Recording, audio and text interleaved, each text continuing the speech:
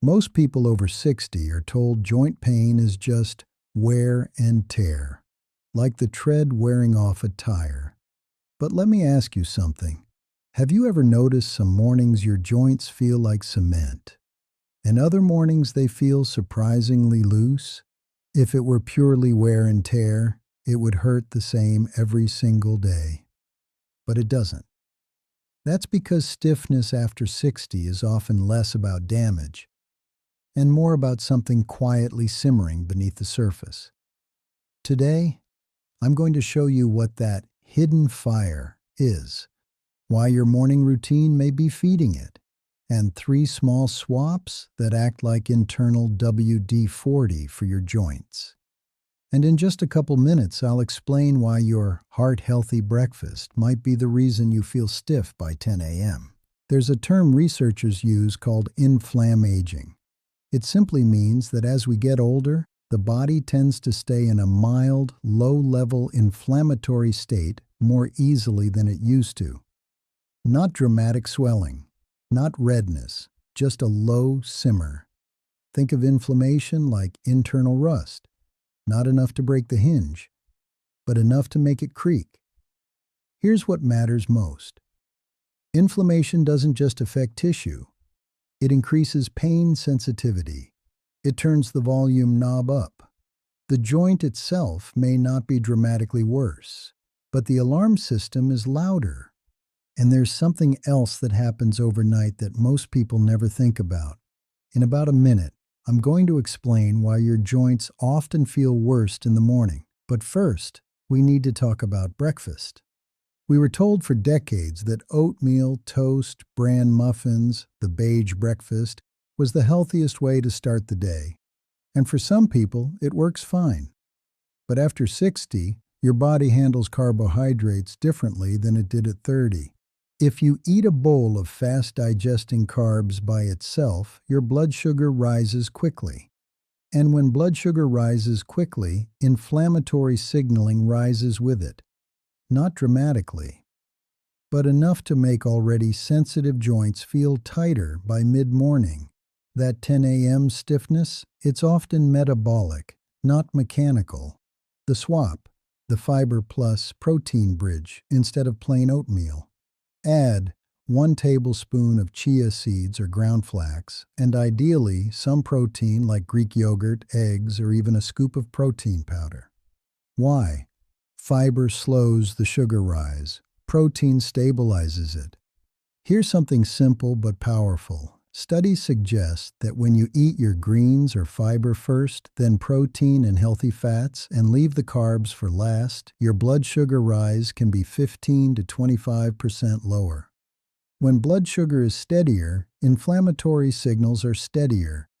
In just a moment, I'm going to show you the 30-second kitchen move that helps with stiffness out in your hips and back. But first, let's fix hydration. You've probably heard, just drink more water. And hydration absolutely matters. Your joints contain synovial fluid. Think of it like oil in a hinge. It circulates when you move, and it depends on proper hydration. But here's what most people don't realize. If you wake up slightly dehydrated, which many people over 60 do, chugging plain water quickly may not be enough to truly rehydrate you.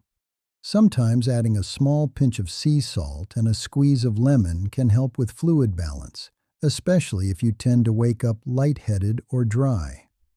We're not talking about heavy salting, just supporting hydration instead of just rinsing the system. Better hydration supports better circulation, and better circulation supports better joint comfort.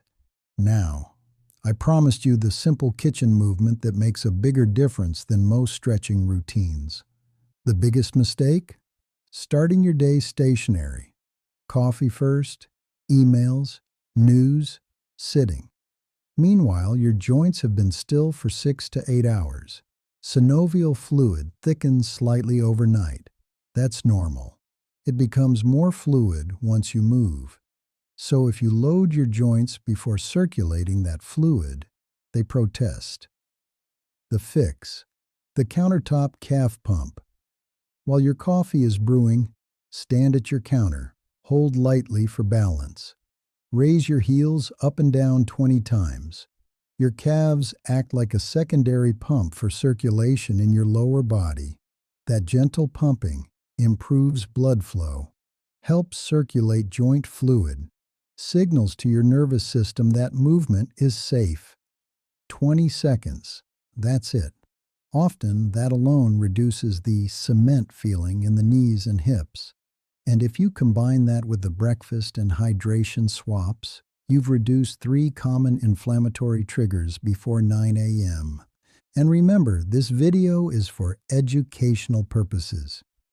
Please consult your healthcare professional before changing your physical routine, especially if you have had joint replacements or chronic conditions. You are not stiff because you're broken. You're stiff because your system needs circulation, stability, and balance. Small inputs, done consistently. Add the fiber bridge. Hydrate intelligently. Pump your second heart before you sit. And pay attention to how you feel at 10 a.m. tomorrow. Tell me in the comments, do your joints feel worse in the morning, midday, or at night? I want to learn more about this community to help me decide what body part we focus on next. You're not fighting age, you're managing the fire, and that you absolutely can do.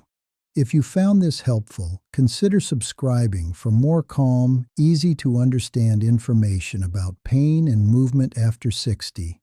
Take care of yourself, and thank you for watching.